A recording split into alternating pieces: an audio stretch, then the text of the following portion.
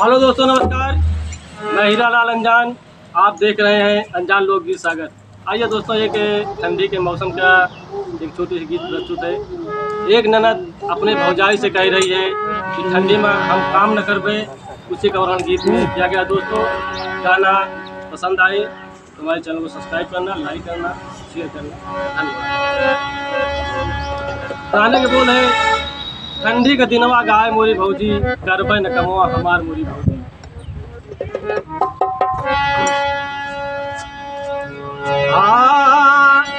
ठंडी का दिनवा गाय मोरी भौजी, ठंडी का दिनवा गाय मोरी भौजी, बैला कमवा हमारी मोरी भौजी, बैला कमवा हमारी भौजी। ठंडी का दिनवा गाय मोरी भौजी, बैला कमवा हमारी।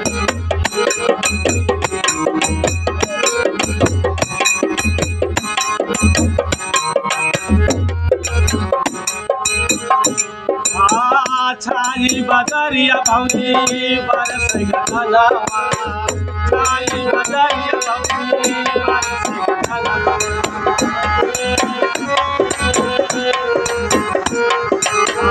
रे कुमार मारे पुरवला, रे कुमार मारे पुरवला,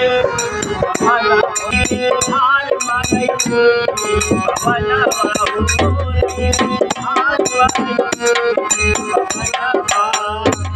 बच दहिया हमारी मोरी भैया,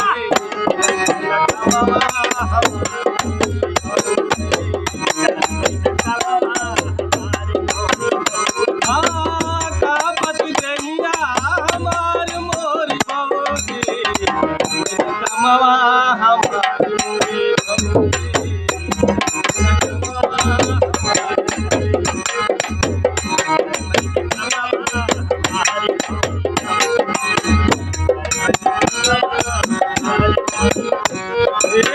होत दिन सारे माई हम की जगावई, होत दिन सारे माई हम की जगावई, होत दिन सारे माई हम की जगावई। नाम की जड़वा माता जगावई, नाम की जड़वा माता जगावई, होत दिन सारे माई हम की जगावई, कई दिया तू गौना हमार मोरी भौजी,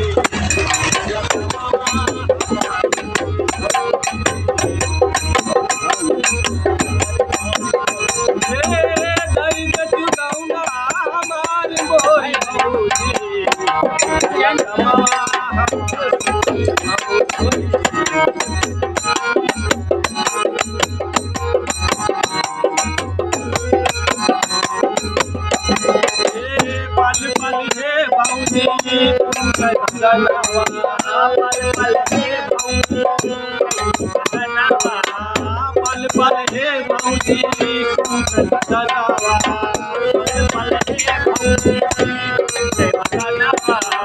ना जाने कवन दिना जइए कवनवा, ना जाने कवन दिना जइए कवनवा, ना जाने कवन दिना जइए कवनवा। पल पल हे भौजी जनवा, ना जाने कवन दिना जइए कवनवा, लागे ना मनवा हमार मोरी भौजी,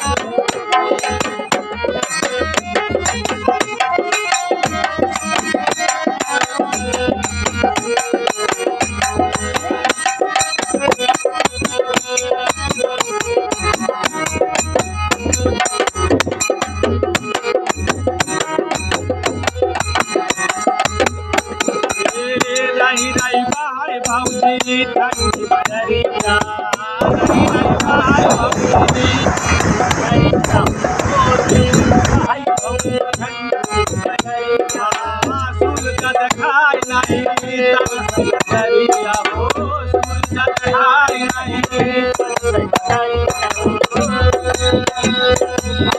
रही भाई भौजी ठंडी बदरिया सूरज दिखाई नहीं तरस बदरिया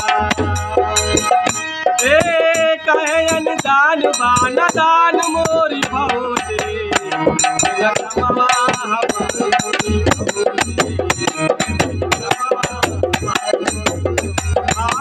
ठंडी के दिनवा गाय मोरी भौजी रखमवा हमारी